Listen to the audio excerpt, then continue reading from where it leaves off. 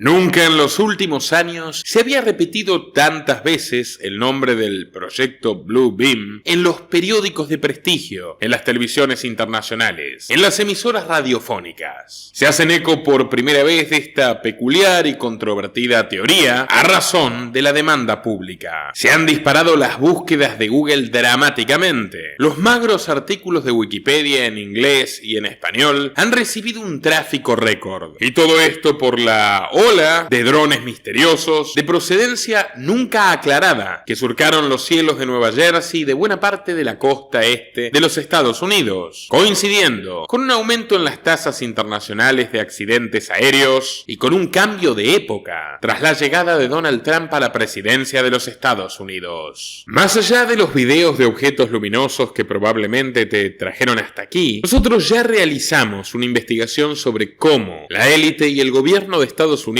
ha utilizado al fenómeno ovni recurrentemente para desviar la atención de asuntos capitales y para controlar lo que la gente sabe o piensa al respecto. Les recomiendo mucho este documental, ha tenido bastante éxito. Y también hablamos del Blue Beam. Sin embargo, sentí que como periodista les debía algo. Mi equipo y yo trabajamos durante varias semanas recopilando información al respecto, pero no encontrábamos nada de Serge Monast, el periodista canadiense, el hombre que dijo haber revelado el plan Blue Beam, el autor de la teoría, si se quiere, visto por algunos con fundamentos como un loco conspirativista y visto por otros también con fundamentos que hoy trataremos como alguien que sabía algo y que inquietaba gente poderosa y por tanto terminó muy pronto y muy mal. Entonces dije, no me voy a rendir, vamos a ampliar las búsquedas en inglés, vamos a buscar a personas que hayan conocido a Monast o fuentes adicionales de la época donde reveló el Blue Beam y al poco tiempo murió de manera tan repentina y misteriosa. Entonces, dos colaboradores se lanzaron a la faena y hoy podemos entregarles un nuevo episodio, un segundo documental, breve pero contundente, centrado en la gran incógnita. Porque la historia del proyecto Blue Beam se remonta al hombre que dijo haberlo descubierto. Se centra en él. Es el elefante en la habitación del que nadie habla, del que es casi imposible obtener información alguna. El sujeto que confesó haber sacado de las sombras esta conjura de los poderosos y haberla entregado a los mortales como Prometeo hizo con el fuego. Fue un personaje misterioso cuya biografía logramos reconstruir a retazos a través de vagos fragmentos inconclusos de hemerotecas y sitios especializados. El siguiente contenido se ha realizado bajo los más estrictos parámetros ETSA de YouTube, en un contexto netamente periodístico, educativo y documental.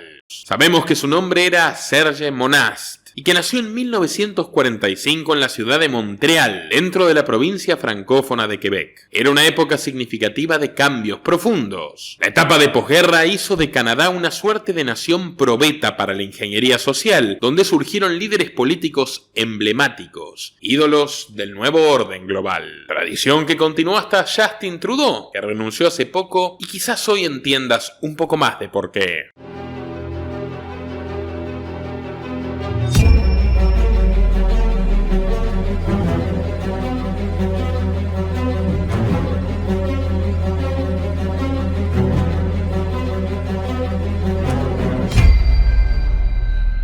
Dale clic al botón de suscribirse y no te olvides de activar la opción de recibir todas las notificaciones para no perderte de nada. El más conocido de esos primeros tecnócratas pioneros del Canadá fue ni más ni menos que Pierre Trudeau. Así es, el padre del saliente primer ministro canadiense de la edad moderna, Justin. Proveniente de una familia acaudalada, Pierre estudió en la prestigiosa College Jean de Brubeau, una escuela jesuita francesa donde absorbió el nacionalismo quebequense. Ganó premios de oratoria e incluso llegó a simpatizar con el marxismo democrático, si es que aceptamos dicho oxímoron, Allende y compañía. Luego de estudiar en las instituciones más renombradas consagradas del mundo, como la Universidad de Harvard, la London School of Economics y el Instituto de Estudios Políticos de París, una triada poco frecuente incluso en estadistas occidentales, regresó a sus gélidas tierras natales para convertirse en un importante abogado cargado de ideología, y no tardó en saltar a la fama durante los años 50 como un representante de los trabajadores que se oponía firmemente al gobierno conservador de la Unión Nacional. Poco a poco se fue generando una trudomanía, y en 1968 ya era elegido primer ministro como líder del Partido Liberal, que nada tenía de liberalismo. Cualquier relación con Milei es pura coincidencia. Centralizó entonces la toma de decisiones, amplió programas de subsidio social, introdujo el impuesto a las ganancias, aumentó el gasto deficitario y la deuda, y ni siquiera de buena manera, porque lo acusaron de hacer una pésima gestión económica. Los servicios públicos eran más costosos y peores que en la etapa anterior. Para colmo, Pierre formó vínculos estrechos con China, con la Unión Soviética, y para inquietud de los norteamericanos, se hizo amigo íntimo de Fidel Castro. Amigo él y amigo su mujer, la mamá de Justin, a tal punto que llevó a toda la familia de visita a La Habana y permitió que el cubano cargue a uno de sus hijos pequeños. Por eso, hace algunos días el propio Trump, fiel a su estilo, insinuó que Justin Trudeau podría ser en realidad hijo de Castro. Lo cierto es que Pierre adoptó las medidas despóticas de la dictadura castrista en 1970, cuando miembros del Frente de Liberación de Quebec secuestraron al diplomático británico James Cross en su casa de Montreal y al ministro del gabinete provincial Pierre Laporte, quien acabó siendo asesinado y provocó lo que ahora se conoce como la crisis de octubre. A Trudeau le sirvió de pretexto para declarar la durísima ley marcial. Con la excusa de hallar militantes del Frente de Liberación de Quebec, se dio un poder brutal, bestial a la policía y a las milicias. Realizaron redadas nocturnas sin orden de allanamiento. Secuestraron a estudiantes de sus hogares.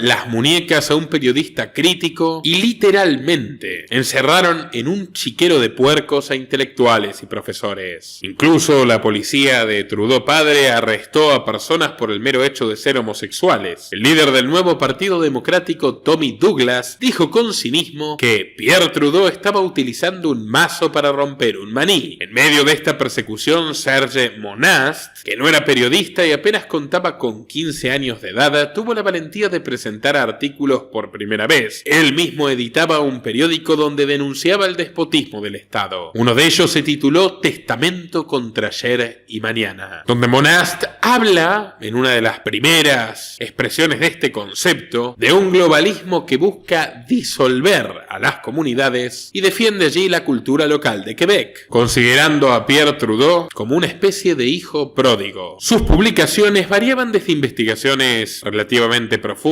hasta breves poemas políticos, que a finales de los años 70 llamaron la atención de Editons de Louvet, una editorial que había sido creada por un grupo de escritores que buscaba publicar textos disidentes y contraculturales, ensayos de protesta que expresen el sentir de las distintas provincias canadienses. Los escritos de Monast destacaban por sobre el resto, ya que no solo abarcaban temas políticos, sino también tenían un denso tenor espiritual. En su ensayo La creación irrecuperable, Monast reflexiona sobre cómo el progreso de la tecnología ha deshumanizado al hombre y le ha quitado algunos valores ancestrales. Nostálgico y reaccionario, en sus meditaciones sobre los 10 mandamientos de Dios, reinterpreta al texto sagrado no solo como una ley religiosa, sino como los principios universales de la vida humana, y propone una renovación espiritual. Este tipo de textos le dieron prestigio y acabó siendo contratado como corresponsal de prensa para Estados Unidos en el diario Contact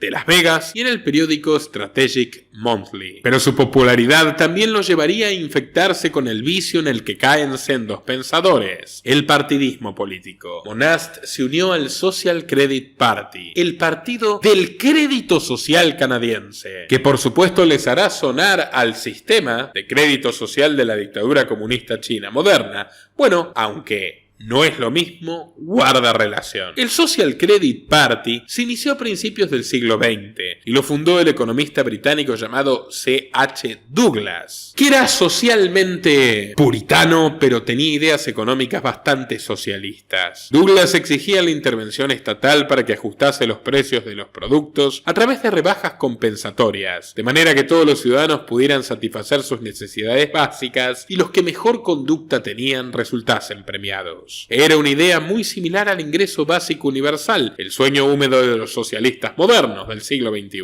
incluido Musk, que es el hombre más poderoso en el nuevo gobierno de Trump. Pero bueno, cito, lo que realmente exigimos no es que se nos ponga en la utopía de alguien más, sino que se nos ponga en posición de construir nuestra propia utopía, declaró Douglas en defensa de su teoría. Pero nosotros ya sabemos bien que precisamente con esas buenas intenciones se pavimentan los caminos al infierno. Este plan profundamente estatista y autoritario, que quería que una vanguardia de intelectuales decida un sistema de puntaje para designar quién era mejor ciudadano y quién peor, y por tanto quién merecía más crédito y quién menos, tardaría poco en hacerse famoso en Canadá, y lo hizo gracias a William Aberhart, un pastor evangelista que en los años 30 predicaba los milagros del crédito social a través de su programa radiofónico, agregándole tintes de opinión conservadora y semblanzas religiosas. No tardó mucho en crearse entonces un partido populista que buscaba representar estas ideas, conocido como el Socreds, que ganó especial popularidad luego de la crisis del 29, la más catastrófica caída de Wall Street, que hundió al mundo entero en una gigantesca depresión económica donde el PBI cayó un 15%, aumentó el desempleo a nivel masivo y dejó a millones de personas muriendo de hambre en el mundo entero, incluyendo Norteamérica y puntualmente Estados Unidos y Canadá. Ante esta ola de vagaudas de gente desolada, se tornó seductora la propuesta de que los ciudadanos reciban pagos mensuales del gobierno para aumentar su poder adquisitivo y estimular así la economía. Era el programa de moda, tanto en la Alemania nazi de Hitler como en los Estados Unidos de Roosevelt. Era el keynesianismo aplicado, que finalmente solo puede consagrarse destruyendo lo que está construido a través del motor sangriento de la guerra. Pero bueno, el Socreds se convirtió en una fuerza política pujante y dominante en Canadá y obtuvo una mayoría en la legislatura. Pero llegó la despiadada Segunda Guerra Mundial y ante el temor de una nueva crisis económica y política, en 1939 el partido se fusionó con el movimiento Nueva Democracia, fundando así la Asociación del Crédito Social de Canadá. Para eso necesitaban un nuevo líder y el elegido no fue ni más ni menos que el tesorero, Solon Earl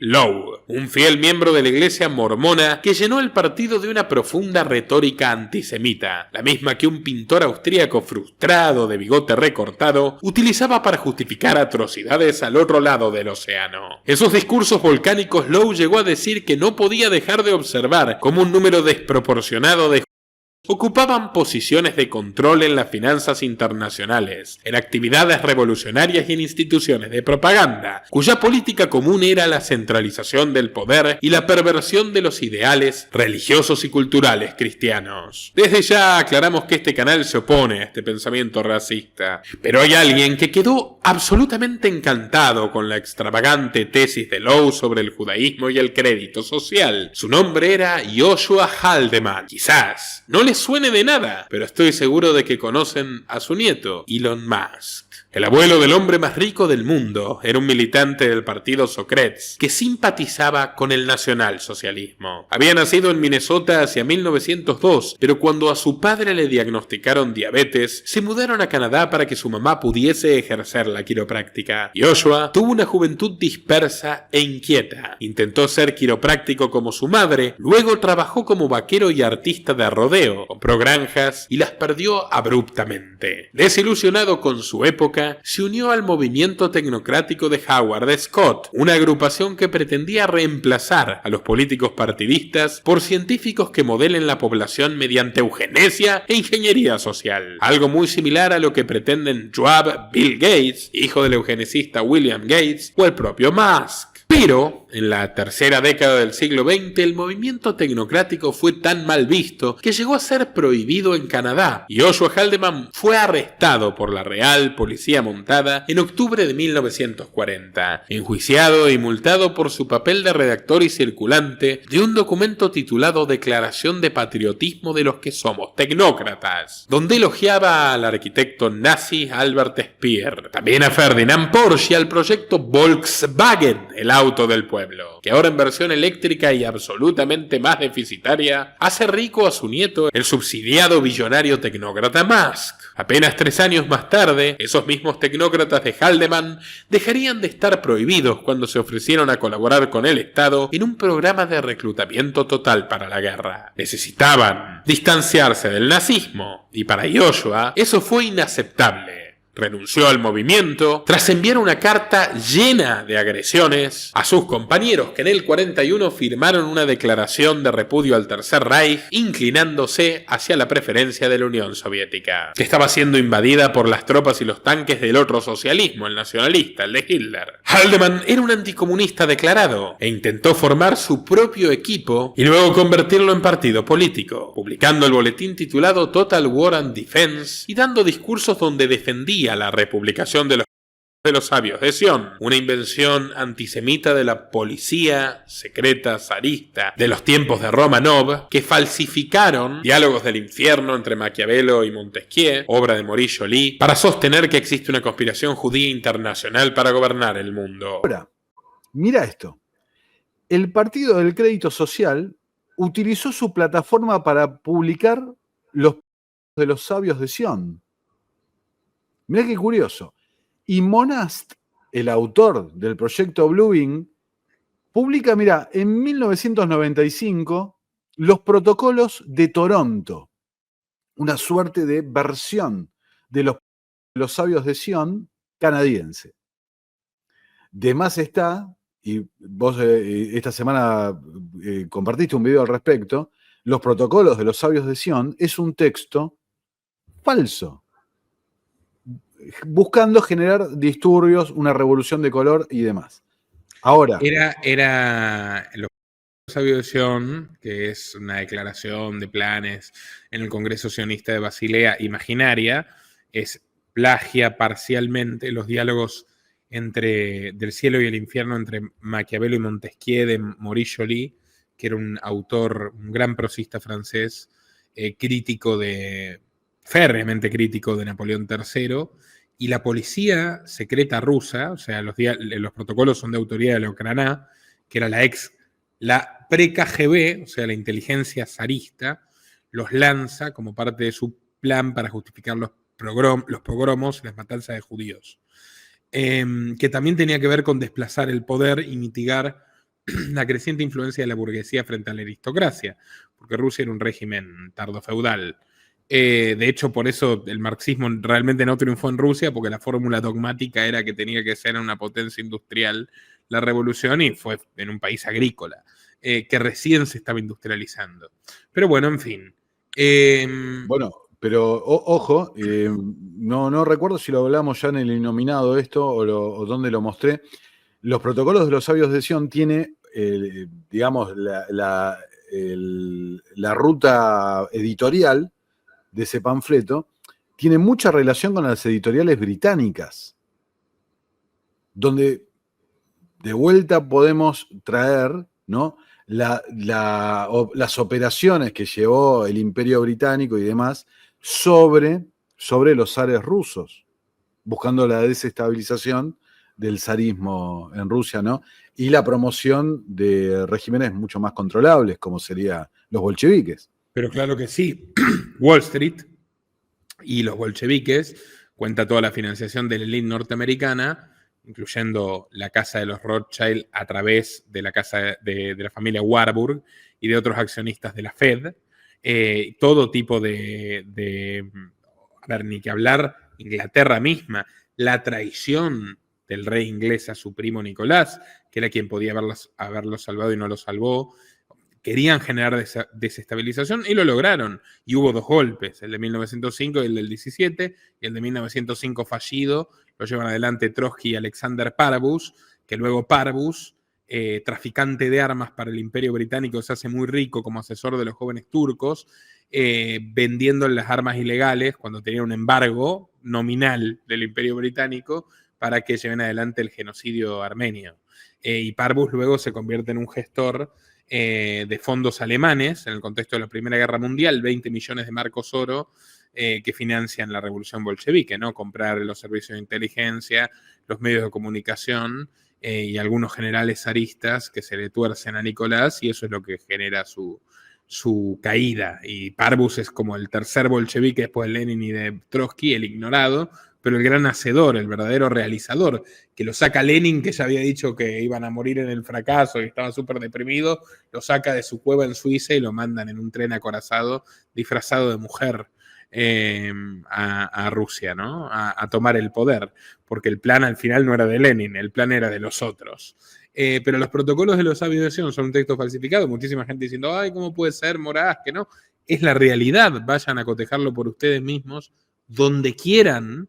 Sin embargo, el abuelo de Elon Musk sí creyó o quiso creerse la veracidad de estos protocolos cuando Solon Lowe los presentaba en sus discursos. Hipnotizado por las palabras del tesorero antisemita, en 1943 Yeshua se unió al Partido del Crédito Social y llegó a presentarse en las elecciones de distrito de Georgetown en 1948. Pero ante un nuevo fracaso rotundo, volvió a decepcionarse de la época y 2 años después se mudó a Sudáfrica con toda su familia. Allí autopublicó 2 libros con títulos más que evidentes y nada originales. 1. La conspiración internacional en materia de salud y 2. La conspiración internacional para establecer una dictadura mundial y la amenaza a los Boers de Sudáfrica. En este, el supremacista blanco defendía el apartheid, ya que según él, ese monstruoso régimen estaba liderando el salvataje de la civilización cristiana caucásica contra la conspiración internacional de banqueros y las hordas de personas de color que según él ellos controlaban, pero ni siquiera su ídolo lo apoyó. Lowe ya era todo un converso. En la guerra de la crisis de Suez se puso del lado de los sionistas. Lowe pasó de nazi a sionista, como tantos otros. Al fin y al cabo son 2 movimientos completamente emparentados. Hitler ayudó a crear Israel, confiscando propiedades de los judíos alemanes y enviándolos contra su voluntad a la Palestina invadida por el Imperio Británico. Pero bueno, Lowe apoyó abiertamente Israel y visitó al país donde ofreció un discurso repudiando el antisemitismo. El pastor canadiense dijo: el viento es testigo de que las palabras no llegan a nada. Y Serge Monast no sabía con quién posicionarse. Si con el nazi Haldeman o si con el nacionalista ex-nazi de Lowe. Y lo cierto es que terminó decantando, se terminó quedando obnubilado por los discursos conspirativos que fundaron Al-Sokritz, aunque rechazaba la figura de sus 2 dirigentes. Monast comenzó a leer con fervor las obras de un autor controvertido que anunciaba el advenimiento de un nuevo orden mundial, y su nombre era William G. Carr. Carr había nacido en Formby, Inglaterra, pero se educó en Escocia y se lanzó al mar a sus 14 años. Rudo marinero, terminó como oficial de submarinos en la Primera Guerra Mundial y fue ascendido a oficial naval superior durante la Segunda, trabajando estrechamente con la Royal Navy desde la Royal Canadian Division. En el interín publicaba en periódicos crónicas de guerra que le otorgaban un público fiel y fervoroso y que lo llevó a ser designado espía para el MI5 y la inteligencia canadiense. Esto es bastante curioso, porque Carr, que era un agente inglés en toda regla y que se convertiría en uno de los grandes teóricos de la conspiración, que mezclan verdades con mentiras y sirven para desprestigiar a los investigadores independientes, fue parte de un proyecto en el que también estuvo Benito Mussolini. La BBC releva cómo la inteligencia británica contrató a Benito Mussolini antes de ser el duce de Italia para publicar en favor de la salida de Italia de la Primera Guerra Mundial desde sus diarios socialistas a sueldo de la corona. Llamativo, ¿verdad? Pero bueno, a medida que su audiencia crecía, este otro cronista subsidiado, William Carr, empezó a brindar conferencias donde presentó uno de los principales temas de su obra. Según él, existía una conspiración mundial que se dividía en 2 polos, el comunismo internacional y el capitalismo internacional. Ambos, según Carr, que era un agente británico a sueldo de una Inglaterra molesta porque había perdido protagonismo en favor de Estados Unidos y Rusia. Según Carr, comunistas y capitalistas estaban controlados por los Illuminati, una rebelde secta masónica que supuestamente había perpetrado todo tipo de catástrofes bajo las sombras desde los tiempos de la Revolución Francesa. Carr afirmaba con una seguridad implacable que los Illuminati ya se habían convertido en banqueros transnacionales que controlaban el mundo a través del dinero, como las familias Rothschild y Rockefeller. Su hipótesis dio un nuevo salto en los años de posguerra, con 2 libros, Niebla Roja sobre América y Peones en el juego. En el primero sostiene que unos agentes comunistas que estaban infiltrados como una lenta niebla roja han tomado el poder de las esferas de la sociedad norteamericana, el gobierno, la educación y los medios, con el objetivo de debilitar las estructuras sociales y religiosas. Por eso, no dudó en defender la casa de brujas del senador de Wisconsin Joseph McCarthy, el famoso ideólogo del macartismo, que emulando a fascistas y comunistas purgó a cualquier dudoso moral de la casa del tío Sam, acusando de comunista incluso a Charles Chaplin, que era un firme libertario, espiando a civiles, reprimiendo homosexuales e imponiendo un régimen de censura atroz en el mundo del cine, donde se dedicaba a prohibir escenas eróticas como El Señor Tijera, Miguel Paulino Tato, famosa canción de la banda de rock argentina Sui Generis. Con Peones en el juego, el escritor redobló la apuesta y denunció que los Illuminati realizaban reuniones secretas en el Club Bilderberg para intentar desarrollar una nueva política financiera global que luego impondrían mediante diversas técnicas de control mental como las ondas de radio. Carr acabó concluyendo que este movimiento revolucionario mundial se trataba de una conspiración luciferina que él llamó la de Satanás, en referencia a un pasaje del Apocalipsis que clama: yo conozco la blasfemia de los que se dicen justos y no lo son, sino que son la sinagoga de Satanás. Dijo haber descubierto que los luciferinos existieron desde los tiempos de Cristo y que a lo largo de los siglos fueron desarrollando una fuerza malvada cada vez más poderosa. Paréntesis. ¿Ustedes vieron la famosa foto de Elon Musk con la armadura roja de Lucifer? ¿Qué tendrá que ver con todo este dislate? Los leo en los comentarios, me interesa conocer su opinión. Pero bueno, retomo. Decía Carr que los luciferinos existieron desde los tiempos de Cristo, y tras visitar la biblioteca del Museo Británico reveló que encontró una carta de 1871 escrita por el abogado francmasón estadounidense Albert Pike y que iba dirigida al líder político Giuseppe Mazzini, el mismo que bregó por la unificación italiana. En esta carta el Illuminati Albert Pike le revelaba un programa diseñado para provocar 3 guerras mundiales con el fin de establecer el nuevo orden político unificado y central. La Primera Guerra Mundial servía para derrocar a los viejos regímenes del mundo: el Imperio Alemán, el Imperio Otomano, el Imperio Austrohúngaro, la Rusia de los zares. Establecido el comunismo, la Segunda Guerra Mundial acrecentó el poder de los soviets y permitió construir una nación específica para estos banqueros internacionales, el Estado de Israel. La carta vaticina que acontecerá una tercera guerra mundial de proporciones apocalípticas, donde se enfrentarán las fuerzas de Sion contra los jefes musulmanes, y acabará con el establecimiento de un nuevo sistema político. Entonces los luciferinos se habrán infiltrado en todos los gobiernos del planeta, las corporaciones, la banca, la industria y las Naciones Unidas. Lamento decirles a los fans de William Carr que este cuento formidable no era más que eso, porque este hombre de astutas intuiciones también era capaz de grandes farsas. Y si no me creen, escuchen a Nicolás Martínez Laje.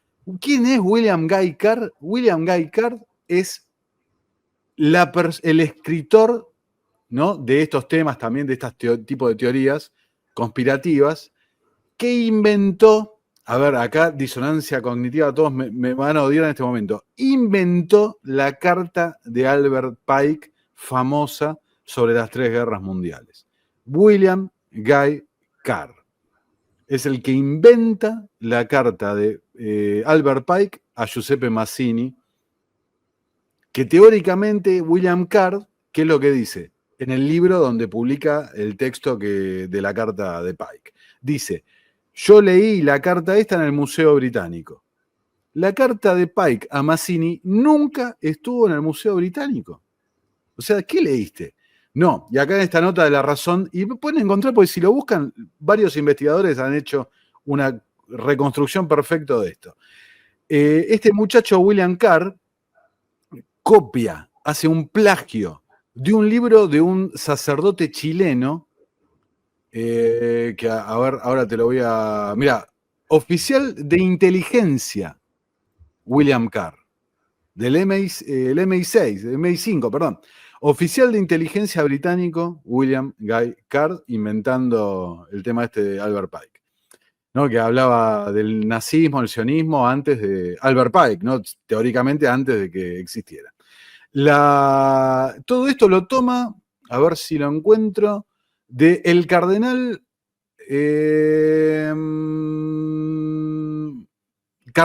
Caro Rodríguez de Chile, un libro publicado en 1925 titulado Los misterios de la masonería desvelada, ¿no? O sea, uno inventando una cosa sobre otro, y bueno, así terminó perpetuándose en el tiempo. Marear la perdiz es la especialidad de la élite. Si quieren leer a un investigador prodigioso que mostró con pruebas irrefutables los vínculos entre el régimen de Franklin Delano Roosevelt en Estados Unidos, la élite sionista de Wall Street, la revolución bolchevique y la dictadura de Stalin y el auge de Hitler, revisen la trilogía Wall Street y los bolcheviques, Wall Street y el ascenso de Hitler, y Wall Street y Franklin Delano Roosevelt, del brillante y riguroso historiador británico Anthony Sutton. Ahí está la verdad. El caso es que Serge Monast, Serge Monast era un hombre de fe, y tuvo fe en las palabras de Carr. Leía religiosamente su boletín mensual antimasónico News Behind the News, que se publicaba en Toronto, y que inspiró a muchos integrantes del Partido del Crédito Social. Tan obsesionado estaba Monast, que ya era un hombre maduro, que quiso emular el camino de Carr, y realizó una investigación de 15 años que acabaría publicando a mediados de los años 90. La tituló Los Protocolos de Toronto 6.6.6. En sus palabras, se trataba de una transcripción filtrada que recibió de sus fuentes periodísticas, donde expone que a finales de junio de 1967, mientras los hippies celebraban la paz, el amor y el ácido, en Toronto se libraba un encuentro secreto y crucial. Allí se reunieron los denominados 666, aquellos que dirigían los 6 mayores bancos del mundo, las 6 mayores corporaciones de energía y las 6 mayores industrias de alimentos. Su objetivo principal era terminar de orquestar la caída de las naciones, una serie de pasos previos al establecimiento de otro tipo de gobernanza planetaria. En ese primer encuentro se propusieron convertir a las sociedades en esclavas del ocio a través de las corporaciones del entretenimiento, usando la industria de la moda, la cultura, la música, el cine, el arte, fomentando los placeres del libertinaje, sexo, drogas, alcohol, viajes, deportes. Distraídos en sus puerilidades, el pueblo alienado le daría vía libre a estos maquiavelos posmodernos para ir destruyendo poco a poco el núcleo primario del hombre, la familia. 8 años después, en junio de 1985, tuvo lugar la segunda reunión de Toronto. El grupo de los 666, según Monast, aceleró su proyecto siniestro y propuso incorporar las nuevas tecnologías en este sistema de alienación, multiplicar las computadoras y las consolas de videojuegos para esclavizar los sentidos definitivamente y establecer una cultura única y totalizante para las masas, donde los futuros artistas y cineastas ofrecieran los mensajes subliminales que ellos ordenan. Bueno, primado negativo y Netflix, más menos. Obviamente todos estos enfoques tienen una lúcida mirada de algunas cuestiones y extremadamente ingenua sobre otras. Recordemos que todo esto viene de tecnócratas que quieren que un grupo de expertos gobierne tu vida, o sea, no se diferencian para nada de los maquiavelos oscuros que denuncian. Pero bueno, insisto, sigo con Monast. Monast acertó en advertir que muchos políticos convertirían el cambio climático en una temática principal, donde los jóvenes rebeldes e inconformes podrían canalizar su furia y su disgusto por la modernidad. Sobornarían a los burócratas para imponer un estricto control de armas, utilizando como pretexto ataques de fundamentalistas religiosos y células terroristas. Y eso efectivamente pasó. Una vigilancia total restringiría cada acto de cada individuo con la ayuda de múltiples cámaras. Todo esto lo escribió Monast en los 90. No hay que ridiculizarlo por completo. Dijo también que la inmigración masiva fracturaría a los países y los llevaría a tal pobreza que necesitarían de prestamistas transnacionales dirigidos por los miembros del Protocolo de Toronto, organismos como el Banco Mundial o el Fondo Monetario Internacional. Por más que no haya pruebas de que estas reuniones hayan ocurrido, realmente no hay ninguna, la nobleza me obliga a decir que no deja de ser una interesante radiografía de lo que ocurrió a partir del 11 de septiembre del 2001 y en los últimos tiempos. Monast probablemente utilizó este escrito como una alegoría que describía la dirección que estaba tomando el mundo en aquel entonces, pero utilizando la conspiración de los supuestos agosto 666 para hacerlo más concreto e interesante para su público. Es un típico sesgo conspirativo. Y vale aclararlo de nuevo, este canal no apoya las ideas antisemitas de Monast y de sus mentores. Las rechazamos, las repudiamos, del mismo modo que criticamos al movimiento sionista, que es distinto a la religión judía. Como Voltaire, aquí seguimos firmemente los principios de la tolerancia religiosa. No obstante, Monast defendía que sus investigaciones eran verídicas y las presentaba en editoriales y programas televisivos peculiares como Esoterismo Experimental del ufólogo Richard Glenn, donde conversaba constantemente con alquimistas y autores extravagantes del fenómeno ovni, tratando abducciones extraterrestres, sociedades secretas y los orígenes ocultos de las religiones. Vuelvo a recomendarles la primera entrega de este documental, que no puede entenderse si no se ven las dos partes. En la primera hablamos de cómo se manipuló desde el gobierno estadounidense el fenómeno ovni, a favor y en contra de la creencia de los extraterrestres, pero siempre al servicio de los intereses del Estado profundo. Muy recomendada la primera emisión de nuestro documental. En 1994 apareció en este show místico un barbudo Monast que quería divulgar su investigación más atrevida y ambiciosa. Les dijo: señores, hoy conocerán The Blue Beam Project, el proyecto de la iluminación divina. Monast comentó frente a las cámaras televisivas que había obtenido una información monumental de documentos ultraconfidenciales de inteligencia y en los testimonios de políticos y agentes de los servicios secretos que estaban arrepentidos, que querían contar la verdad aunque incluso pusiera en riesgo sus vidas. Blue Beam Project demostraba que los eventos contemporáneos sobre ovnis y apariciones divinas no eran más que producciones elaboradas por organismos gubernamentales como la NASA, la CIA y el FBI, con el fin de controlar a la población mediante el pánico y la incertidumbre. Por eso, solo sería el comienzo, porque ellos poseían un plan definitivo de dominación absoluta que consistía en 4 etapas. En la primera, estas esferas de poder elitista provocarían desastres naturales que acabarían revelando conocimientos hasta ahora no descubiertos. Se demostraría que las religiones del mundo siempre fueron malinterpretadas, llevando a las personas a revaluar las bases de sus creencias íntimas. En la segunda etapa, emitirían en los cielos proyecciones holográficas que simularían el regreso de figuras divinas, adaptadas a cada religión del mundo según la fe. Hasta el mismísimo Jesús daría finalmente su tan esperado segundo advenimiento, pero no sería más que una preparación hollywoodense para la revelación del verdadero Dios, el Dios unificador de todos los pueblos y todas las creencias, una divinidad que hablaría en todos los idiomas y se proclamaría ante las grandes naciones para imponer una religión única, un solo tipo de moneda y una sola ideología, un nuevo orden mundial. La tercera fase sería la transformación del ser humano, el transhumanismo mediante la neuromodulación, muy similar a lo que propone hoy Elon Musk con Neuralink. Según Monast, ondas de frecuencia localizarían los encéfalos de las personas, de manera que los gobiernos no solo podrían saber qué piensa cada individuo, sino que incluso podría susurrarle palabras en sus mentes y modificar sus pensamientos. Y todo esto sin que ellas lo sepan, porque los hombres creerían que quien les está hablando no es sino su Dios unificador. En la última etapa de este diseño siniestro, en la cuarta fase, se proyectaría en los cielos una simulación de invasión alienígena en cada ciudad importante de la Tierra, empujando a cada potencia a soltar sus armas nucleares. Despojada de su armamento pasado, esta ingenua humanidad acabaría ganando una falsa guerra contra los extraterrestres y acabaría agradeciéndole al Dios Supremo para que siga defendiéndolos del mal externo, de la amenaza común. El líder ahora sería amado por todos, como en el final de la novela 1984 de George Orwell. Con estos drones recorriendo los cielos de distintas ciudades norteamericanas, mucha gente recordó este proyecto imaginado o revelado por Monast 30 años atrás, quien anunció que se completaría a comienzos del siglo XXI.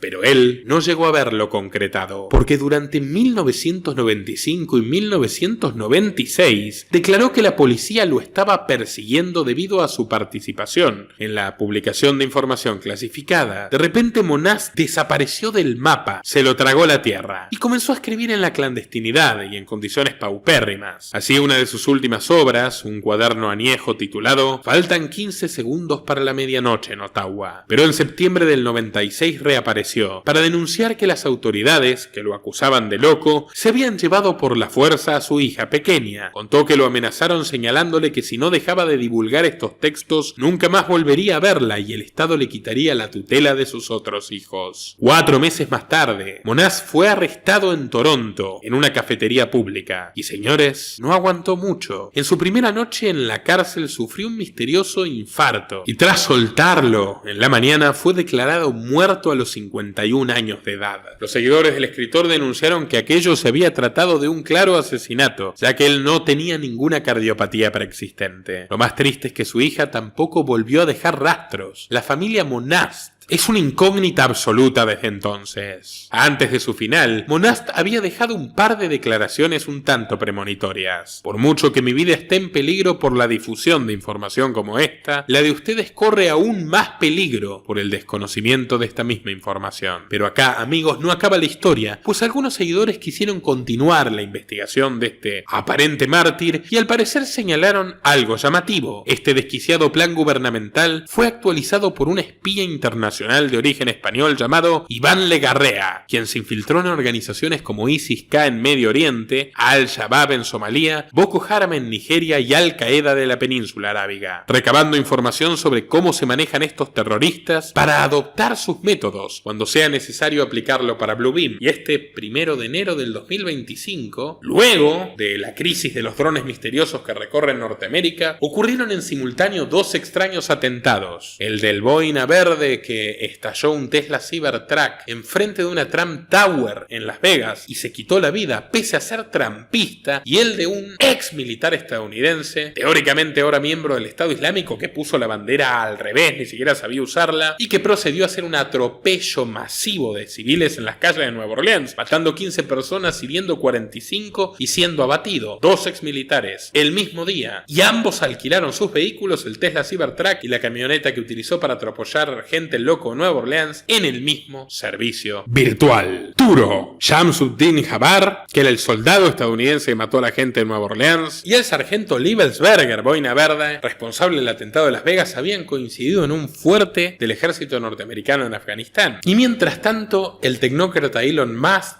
nieto de Haldeman, gustoso de vestir disfraces luciferinos, se ha convertido en el hombre más poderoso de la nueva administración de Donald Trump. Él, fanático del espacio exterior, que quiere colonizar Marte con dinero robado a todos los contribuyentes, el mismo que roba para financiar sus autos eléctricos que explotan. ¿Qué diablos está pasando en el mundo? Los leo en los comentarios, amigos, y los invito a difundir este breve documental en WhatsApp, Twitter, Telegram, Facebook, en todas sus redes y grupos. Incluso les sugiero que no dejen de intentar abrirle los ojos a quienes quieren seguir dormidos. Tampoco es cuestión de insistir demasiado, pero ¿cuántos de nosotros cambiamos de opinión con el paso de los años y la ayuda de los hechos? En fin, los invito a contribuir al periodismo libre que realmente necesita su apoyo. 10 personas trabajan en esta empresa. Las condiciones son cada vez más difíciles y la amenaza de censura se cierne en el horizonte. Por eso en patreon.com/Nicolás Moraz, desde tan solo $3 mensuales, puedes obtener recompensas exclusivas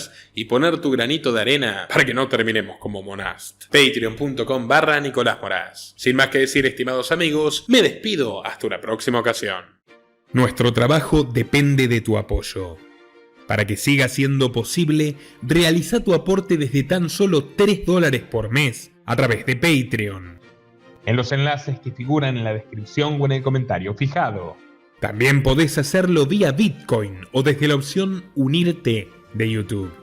Y si estás en Argentina, elegí el medio de pago de tu preferencia a través de Mercado Pago. Quienes nos apoyen en Patreon a partir de $5 mensuales tendrán acceso a análisis, entrevistas, conferencias y documentales exclusivos. También tenemos opciones para sponsors. Así que publicita con nosotros a través de patreon.com/Nicolás Moraz.